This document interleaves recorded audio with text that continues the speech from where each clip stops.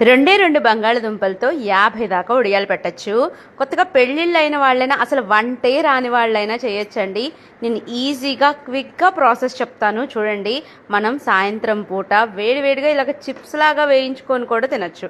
ముందుగా ఇక్కడ నేనేం చేశానంటే 2 పెద్ద సైజు ఉన్న బంగాళదుంపల్ని తీసుకుంటున్నాను.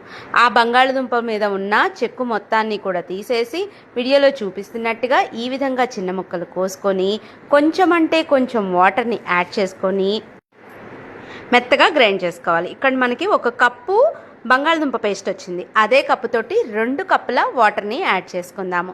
చూడండి, ఈ విధంగా పల్చగా మనం ఎలా అయితే రవ్వ దోశ వేసుకుంటామో ఆ కన్సిస్టెన్సీలో ఉండాలి. స్టవ్ మీద పెట్టి మీడియం ఫ్లేమ్ని అడ్జస్ట్ చేసుకొని మనకి ఈ వీడియోలో చూపిస్తున్నట్టుగా గంజిలాగా ఇలాగ కొంచెం థిక్గా అయిపోతుంది. అదే మనం ఇక్కడ బొంబాయి రవ్వ కానీ బియ్యం పిండి కానీ ఏమీ వాడట్లేదు.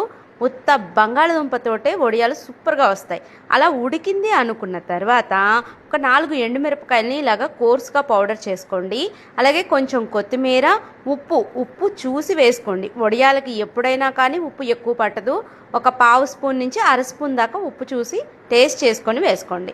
మొత్తం కూడా కలిసింది కదా, మరీ వేడిగా ఉన్నప్పుడు కాకుండా కొంచెం ఆవిరిపోయి చల్లారిన తర్వాత, మరి పూర్తిగా కూడా చల్లారకూడదు. ఇలాగా మనం ఒక పాలిథిన్ కవర్ మీద వేసుకోవచ్చు. పాలిథిన్ కవర్ మీద వేసి ఎండలో పెడితే సాయంత్రానికల్లా ఇవన్నీ కూడా చక్కగా ఎండిపోతాయి. ఒక్కసారి కనుక మనం చేసి పెట్టుకున్నాము అంటే కనీసం సంవత్సరం పాటు తినచ్చు. ఒక విషయం చెప్పనా, ఇవి అలా పెట్టి ఇలా వేయించగానే ఇంట్లో ఉన్న పిల్లలందరూ తినేస్తారండి. ఏం లేదండి, ఇవి చిప్స్ లాగా కూడా చాలా బాగుంటాయి. మనం ఎప్పటికప్పుడు ఇవి తీసుకొని చక్కగా వేయించుకొని పప్పుకూర వడియాల్లో నలుచుకొని తింటే అద్భుతంగా ఉంటుంది. నా మాట విని ఒక్కసారి ట్రై చేయండి, మీకు కూడా చాలా బాగా నచ్చుతాయి. ఎండిన తర్వాత ఒక వడియాన్ని నేను ఇలాగా నూనెలో వేసి వేయిస్తున్నాను చూడండి. ఎంత బాగా పొంగిందో చూడండి. నూనె కూడా అస్సలకి పీల్చదు. ట్రై చేయండి.